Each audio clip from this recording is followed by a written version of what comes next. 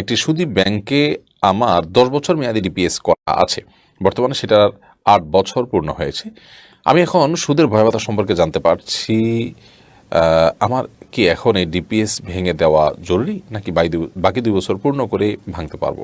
এখন ভেঙে দিলে মূল টাকাটা কেবল পাবো, কোনো ইন্টারেস্ট পাবো না। এতে সুদী ব্যাংক লাভবান হবে, কিন্তু গরিবের হক তো নষ্ট করা হবে। তাই এখন আমার কি করা উচিত? অনেক এলাকায় এই প্রবণতা আছে, কেউ সালাম দিলে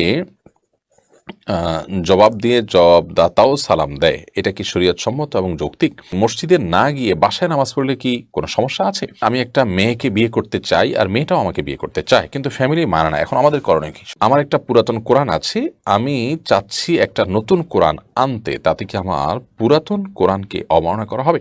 আল্লাহর নামে কসম করে সেটা না মানতে পারলে আল্লাহর কাছে কিভাবে ক্ষমা চাওয়া উচিত? অসুস্থ থাকাকালীন সময় যদি শুধু ফরজ নামাজ পড়ি, সুন্নত ছেড়ে দেই, তাহলে কি কোনো গুনাহ হবে? দুষ্টুমি করে আমি আমার স্বামীকে শয়তান বলি, আমার স্বামীও আমাকে শয়তান বলে, এতে কি আমাদের গুনাহ হবে? মুক্তা খাতুন আপনি লিখেছেন, দুষ্টুমি করে আমি আমার স্বামীকে শয়তান বলি, আমার স্বামীও আমাকে শয়তান বলে, এতে কি আমাদের গুনাহ হবে?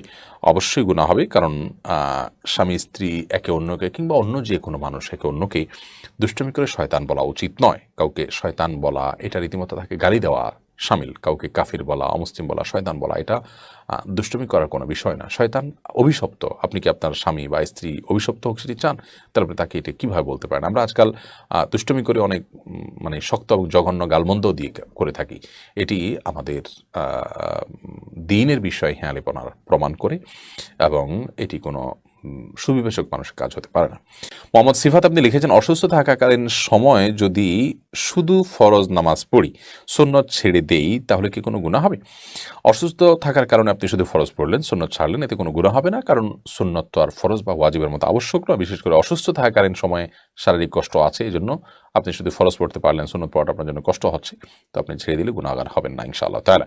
এরপরে মাহমুদুর নবী লিমন আপনি লিখেছেন, আল্লাহর নামে কসম করে সেটা না মানতে পারলে আল্লাহর কাছে কিভাবে ক্ষমা চাওয়া উচিত? আল্লাহর নামে যদি কসম করেন, এরপরে কসম যদি আপনি রক্ষা করতে না পারেন, তাহলে সেক্ষেত্রে আপনি শপথের কাফফারা দিবেন। ধরুন আপনি ভবিষ্যতে কোনো কাজ করবেন প্রতিজ্ঞা করেছেন আল্লাহর নামে, কিন্তু সেটি করতে পারলেন না, তাহলে আপনি শপথের কাফফারা দিবেন। কাফফারা কি? কাফফারা হলো, আপনি হয়তো দাস মুক্ত করবেন। দাস নাই আমাদের সমাজে, সেটি মুক্ত করার সুযোগ নেই, অতএব আপনি হয় 3 দিন রোজা রাখবেন, 3 দিন রোজা রেখে আপনি এর কাফফারা দিবেন। 3টা রোজা যদি রাখার সুযোগ না পান, তাহলে সেক্ষেত্রে 10 জন মিসকিনকে আপনি কাফারা স্বরূপ খাবার দিবেন। তাতে ইনশাআল্লাহ বিইذনিল্লাহ আপনার কসমের কাফারা হবে এবং দায় মুক্তি হবে।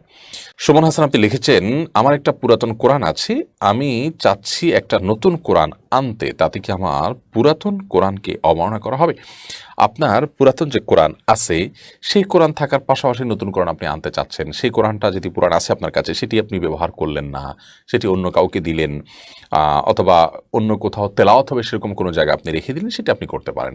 বাট আপনি সেই কোরআনকে অবহেলিত রেখে বা সেটা তেলাওয়াত না করে ফেলে দিয়ে আরেকটা কোরআন আপনি নিতে যাবেন, তার কারণটা কি? হ্যাঁ, আপনার কাছে কোনো নতুন কোরআনের কোনো ফর্মেট ভালো লেগেছে, তাহলে এটা আপনি কাউকে দান করে দেন, কোনো মসজিদে দিয়ে দেন। এটাকে পরিত্যক্ত অবস্থায় ফেলে না রাখাটাই ভালো। কিন্তু এর কারণে কোনো গুনাহ হবে না যে আপনি নতুন কোনো কোরআন কিনলেন, অথবা আপনি কাউকে কোরআন এটি গিফট করে দিলেন, নতুন আরেকটা নিলেন, তাতে কোনো অসুবিধা নেই। ইভেন আপনার বাসায় যদি পড়েও থাকে, তাতেও এর কারণে আপনার কোনো গুনাহ হবে না ইনশাআল্লাহ তাআলা। আরিয়ান তারেক আপনি লিখেছেন, আমি একটা মেয়েকে বিয়ে করতে চাই, আর মেয়েটাও আমাকে বিয়ে করতে চায়, কিন্তু ফ্যামিলি মানে না। এখন আমাদের করণীয় কি? সম্ভবত আপনারা বিবাহ পূর্বের যে সম্পর্ক, সে সম্পর্কে জড়িয়ে গেছেন। বিবাহের পূর্বে কোনো ছেলের সাথে কোনো মেয়ের এ ধরনের রিলেশন বা সম্পর্ক তৈরি করা গুনাহের কারণ, এবং এটি এক ধরনের জেনা। এটি আমাদের সমাজের জন্য, আমাদের পরিবারের জন্য, আমাদের ব্যক্তি জীবনের জন্য ভালো কিছু বয়ে আনে না। আল্লাহ রাব্বুল আলামিন যা নিষেধ করেছেন, সেটার মাঝেই আমাদের জন্য কল্যাণ নিহিত আছে। একজন মানুষ, একজন পুরুষ একজন নারীর সাথে এ ধরনের রিলেশন বা সম্পর্ক করার জন্য পূর্ব শর্ত হলো বিবাহ করতে হবে। বিবাহ করে তারপর তারা সম্পর্ক করবেন, সামাজিক দায়বদ্ধতা থাকবে। অতএব এ ধরনের রিলেশনকে খুব বেশি গুরুত্ব দেওয়ার কোনো কারণ নেই, বরং হারাম থেকে সরে আসতে হবে। যদি একান্ত মনে করেন যে না, উভয়ের জন্য উপকারী এবং দিনদারিতার দিক থেকে আপনারা অগ্রসর হয়েছেন বা ভালো মনে করছেন, তাহলে অভিভাবকদেরকে কনভিন্স করে আনতে হবে। হ্যাঁ, অভিভাবকরা যদি দিন বিমুখ হন, অনেক অভিভাবক আছেন যে তাদের নামাজ রোজার খোঁজ খবর নেই, বরং তারা সন্তানদের দিনদার কোনো জীবনসঙ্গী পাক সেটা চান না, প্রতিবন্ধকতা সৃষ্টি করেন, এরকম যদি হয় তাহলে তাদেরকে অ্যাভয়েড করে আপনারা বিবাহের উদ্যোগ নিতে পারেন। তবে যথাসম্ভব পারিবারিকভাবে বিবাহের আয়োজন করা ভালো, তাদেরকে কনভিন্স করার সর্বাত্মক চেষ্টা করা ভালো। যদি দেখেন যে তারা আপনার ভালোর জন্যই পরামর্শ দিচ্ছে না করার, তাহলে সেক্ষেত্রে বেশিরভাগ ক্ষেত্রেই আপনার আমাদের এই সমস্ত আপনার ডিসিশনগুলো নেওয়ার আগে বারবার আমাদেরকে চিন্তা করতে হবে, কারণ এগুলো অনেক সময় বয়সের যে পাগলামো, সে পাগলামোর কারণে মানুষ করে ফেলে। বিধায় যথাসম্ভব বিয়ে শাদী অভিভাবকদের মাধ্যমে করানোই উচিত ছেলেদের বেলায়ও। কারণ কোরআন কারীমে আল্লাহ তাআলা অভিভাবকদেরকে নির্দেশ করেছেন, ওয়া আনকিহুল আয়ামা মিনকুম ওয়াস-সালিহিনা মিন ইবাদিকুম ওয়া ইমামিকুম। আল্লাহ তাআলা এখানে অভিভাবকদের নির্দেশ করেছেন যে তোমাদের অধীনস্থ ছেলে মেয়েদেরকে তোমরা বিবাহ দাও, অতএব এটি তাদের মাধ্যমে করার চেষ্টা করবেন যথাসম্ভব। রুবেল হোসেন লিখেছেন, মসজিদে না গিয়ে বাসায় নামাজ পড়লে কি কোনো সমস্যা আছে? বাসায় নামাজ পড়লে আপনার ওয়াক্তের যে দায় সেটি থেকে আপনি মুক্ত হলেন, বাট এটি এক ধরনের ত্রুটিপূর্ণ সালাহ, কারণ পুরুষ মসজিদে জামাতের সাথে সালাত আদায় করবে। কোরআন কারীমে আল্লাহ রাব্বুল আলামিন বলেছেন, ওয়ারকাউ মা'আর রাকিঈন, তোমরা রুকুকারীদের সাথে রুকু করো, তার মানে জামাতের সাথে সালাত আদায় করো। এই জন্য সমস্ত ফুকাহা ইকরাম একমত যে জামাতের সাথে সালাত আদায় করাটা এটা পুরুষদের জন্য ওয়াজিব, আবশ্যক। এবং অনেক উলামা একরাম সুন্নতে মুআক্কাদা বলেছেন যেটি ওয়াজিবের কাছাকাছি, তার মানে জামাতের সাথে সালাত আদায় করতে হবে একজন পুরুষ মানুষের জন্য। নবী করিম সাল্লাল্লাহু আলাইহি ওয়াসাল্লাম বলেছেন, আমার মনে চায় মসজিদে জামাতের আয়োজন করার পর জামাত শেষে আমি বিভিন্ন বাসায় গিয়ে চেক করি, এবং যেখানে বেনামাজি আছে সেই বাসাগুলো, যারা মসজিদে আসে না সেসব পুরুষদের বাসায় আগুন লাগাই দিই, কিন্তু সেখানে মহিলারা আছে, শিশুরা আছে, বৃদ্ধ অসুস্থ মানুষ থাকতে পারে, যাদের মসজিদে এসে জামাতে সালাত আদায় করাটার নির্দেশ দেওয়া হয়নি। অতএব তাদের কষ্টের বা তাদের ক্ষতির আশঙ্কা চিন্তা করে আমি এটি করছি না। তো এই হাদিস থেকে বোঝা যায় যে পুরুষদের মসজিদে এসে জামাতের সাথে সালাত আদায় করার নির্দেশনা নবী সাল্লাল্লাহু আলাইহি ওয়াসাল্লাম দিয়েছেন। মসজিদে এসে সালাত আদায় করতে পারছেন না, মসজিদ দূরে, তাহলে আপনি যেখানে আছেন সেখানে কয়েকজন মিলে জামাতের সাথে সালাত আদায় করেন, তারপর আপনি জামাতে সালাত আদায় করবেন। কারণ হাদিসে আসছে নবী সাল্লাল্লাহু আলাইহি ওয়াসাল্লাম বলেছেন, সলাতুল জামাআতে তাফদুলু সালাতাল ফাযযি বি 27 দারাজা। জামাতে সালাত এটা একাকী সালাতের চাইতে 27 গুণ বেশি সওয়াবের কারণ হয়। অতএব একটি কাজ করে 27 গুণ আমি বিনিময় পাবো, সেটি কোনো বিবেকবান মানুষ ছাড়তে পারে না। এই জন্য জামাতের সাথে মসজিদে গিয়ে সালাত আদায় করার অভ্যাস আমাদের গড়ে তুলতে হবে।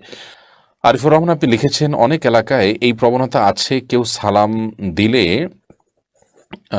জবাবদাতাও সালাম দেয়, এটা কি শরীয়ত সম্মত এবং যৌক্তিক? কেউ যদি আপনাকে সালাম দেয়, আপনি সালামের জবাব দিবেন, কারণ সালাম দিলে সালামের জবাব দেওয়াটা ওয়াজিব, সালাম দেওয়াটা সুন্নাহ। কিন্তু কেউ সালাম দিয়ে দিলে তাকে রিপ্লাই করাটা কিন্তু আর সুন্নাহ থাকে না, তো আবশ্যক হয়ে যায়। কেউ সালাম দিলেও আপনি রিপ্লাই দিলেন না, তাহলে আপনি গুনাহগার হবেন। কারণ আল্লাহ রাব্বুল আলামিন কোরআনে হাকিমে সূরা নিসার 86 নম্বর আয়াতে সম্ভবত আল্লাহ তাআলা বলেছেন, ওয়াইদা হুয়িতুম বিতাহিয়াতিন ফাহাইয়ু বিআহসানা মিনহা আও রুদ্দুহা।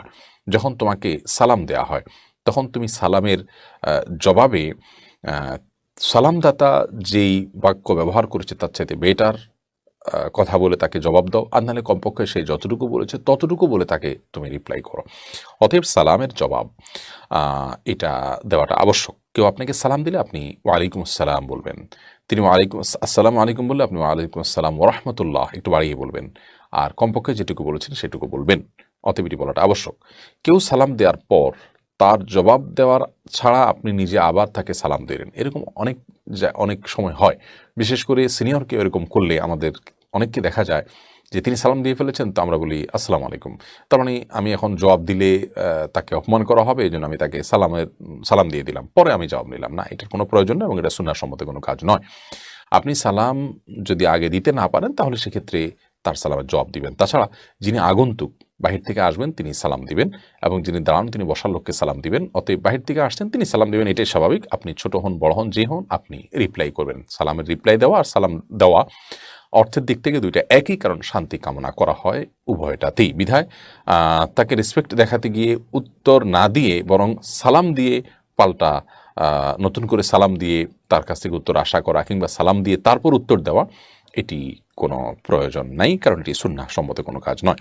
আমিদুর রহমান আপনি লিখেছেন, একটি সুদী ব্যাংকে আমার 10 বছর মেয়াদি ডিপিএস করা আছে, বর্তমানে সেটার 8 বছর পূর্ণ হয়েছে। আমি এখন সুদের ভয়াবহতা সম্পর্কে জানতে পারছি, আমার কি এখন এই ডিপিএস ভেঙে দেওয়া জরুরি, নাকি বাকি 2 বছর পূর্ণ করে ভাঙতে পারবো?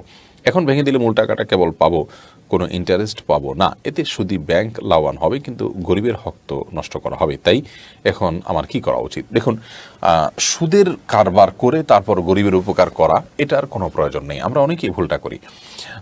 আমাদের কাছে অনেকে এও প্রশ্ন করেন যে আমি কোন একটা ব্যাংকে রাখলে ইন্টারেস্ট কম পাবো, আরেক ব্যাংকে টাকা রাখলে ইন্টারেস্ট বেশি পাবো। তো আমি বেশি পাবো যে ব্যাংকে, সেখানে টাকাটা রেখে যদি আমি মুনাফা নেই, তাহলে সেই মুনাফার টাকা তো গরিবের বেশি উপকার হবে, এটা জায়েজ হবে কিনা?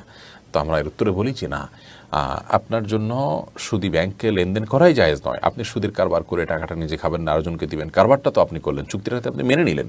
আল্লাহ তাআলা সুদ খেতে যেমন নিষেধ করেছেন, সুদের কারবার, সুদের চুক্তি, সুদের লেনদেনকে মেনে নেওয়া বা এটার সাথে সম্পৃক্ত হওয়াটাকেও নিষেধ করেছেন। সুদের সাথে সংশ্লিষ্ট সকলের প্রতি এই জন্য তো লানত বর্ষিত হয়। যে সুদ লিখলো, সে সুদের সাক্ষ্য দিল, বিভিন্নভাবে ইনভলভ হলো, তাদের সবার প্রতি লানত বর্ষিত হয়। যার কারণে আপনার জন্য উচিত হবে 8 বছর হলেও আপনি এখনই ফিরে আসা। এতে সুদের যে টাকাটা পেতেন আর 2 বছর পরে, সেটা আপনি পাবেন না। তো এটা পেলে তো আপনার বিশেষ কোনো লাভ নাই, কিন্তু 2 বছর আপনি গুনাহের মধ্যে থাকবেন। 2 বছর আপনার মৃত্যু হলে কি হবে? তাছাড়া আপনি ইচ্ছাকৃতভাবে কন্টিনিউ কীভাবে করতে পারেন? আল্লাহ তাআলা কোরআনে কারীমে বলেছেন, ফামান জাআহু মাউইযাতুম মির রাব্বিহি ফান্তাহা ফালাহু মা সালাফ।